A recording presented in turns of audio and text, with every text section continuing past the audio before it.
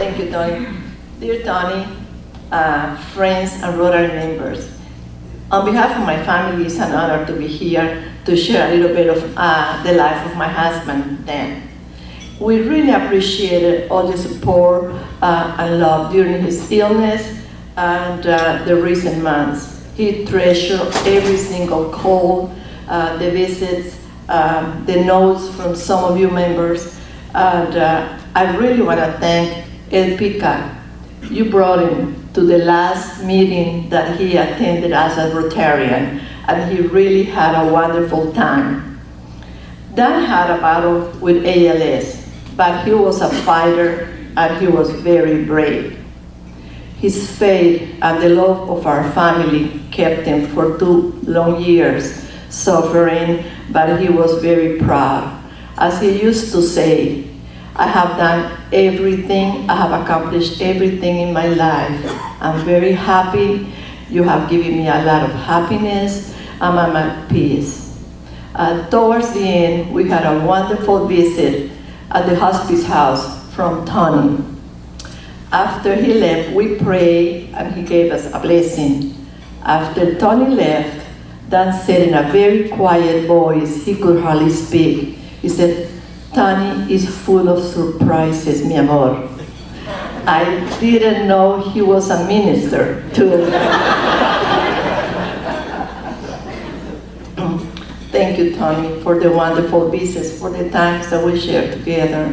I would like to also recognize here Joan Martin, the former wife of Joe Martin, who has the ALS Foundation, and her husband, Patrick Burgess.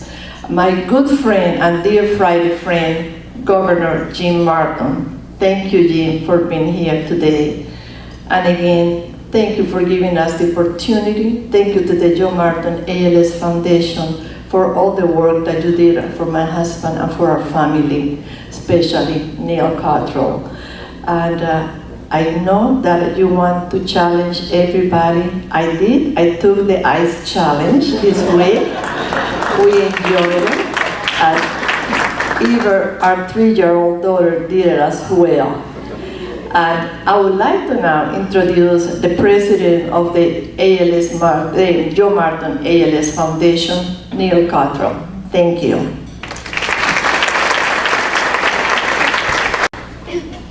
Thank you, Cecy. And I thank all of you for having us here today. I'm Neil Cottrell, president of Joe Martin ALS Foundation, and our mission is to help people live actively with ALS. And that all began with Joe Martin. He did not want to be defeated by ALS. He wanted to continue living as actively as possible. And Joe Martin ALS Foundation is based upon his dream of helping others achieve that goal. And what we do is we provide free home care to people with ALS. We are unique in that mission and services. We are the only nonprofit that offers free home care to people with ALS. And I had the honor of helping Dan Ramirez and Cecy. I would visit with them twice a week. Dan and I would do range of motion to help him maintain the ability to walk. And he did. And that just helped his quality of life so much. He was able to still get out, do the things he needed. And he also taught me a lot about life. And that's how I have been blessed by knowing the Ramirez family. I know they're dear to you all's hearts as well. And I just wanted to comment a little bit about that. And Sara Hayden, our Director of Development, is here. She's got a nice PowerPoint presentation. She's going to explain a little bit more about what we do. Thanks.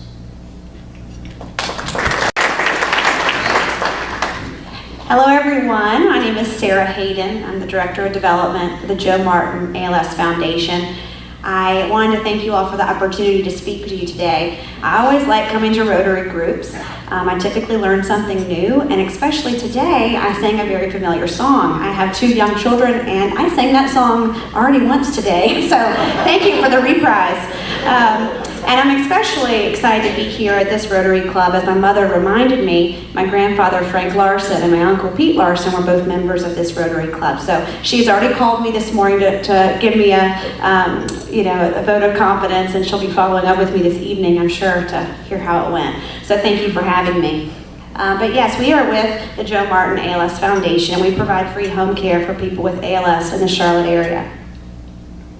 What is ALS? Obviously, you all know Dan, and I'm sure other folks, Joe. ALS is a motor neuron disease. What are motor neurons? When you have that thought, I want to reach out and I want to pick up that cup. Well, the motor neurons are what takes that command from your brain to your hand to pick up that cup.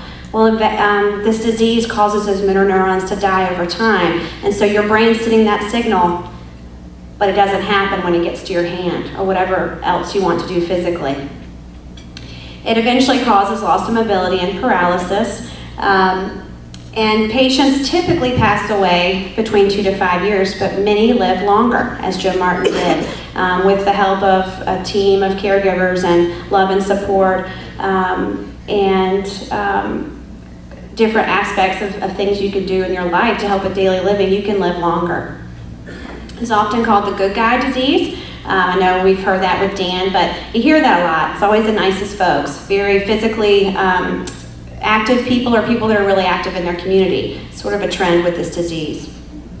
There are some connections with head injuries, environmental factors, and many of the cases are sporadic, but there are a few percentage that are familiar, where you will see several members in one family who have been diagnosed. There's a lot of research going on about these factors and to find out what the cause is. I started working with people with ALS about 10 years ago.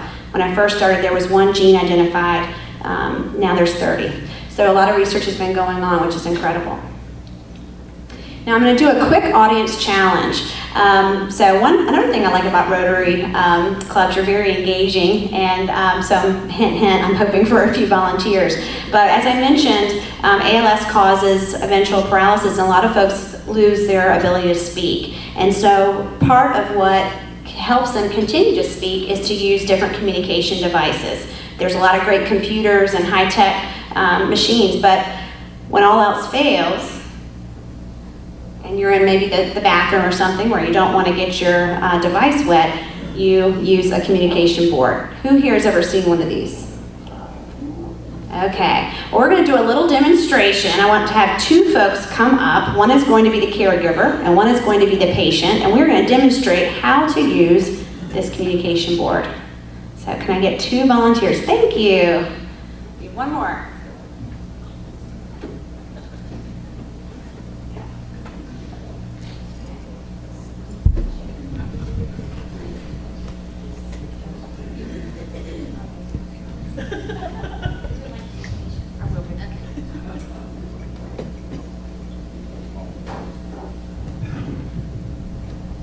Okay, she's going to be the patient. Now I want you to think of a short phrase. Don't say it out loud, just one word, something.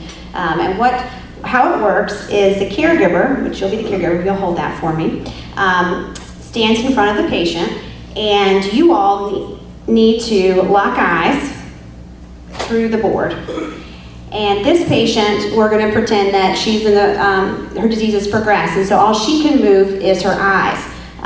So you guys are going to look through and lock eyes, move your eyes around until you get to the first letter of the word. And as she gets to the first letter, you say it out loud. D. R. I. N.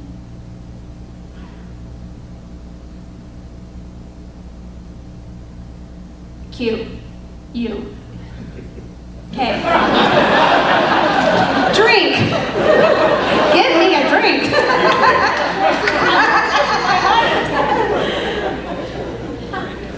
Wonderful. That's right. Okay, great. So thank you all for participating. Give them a round of applause.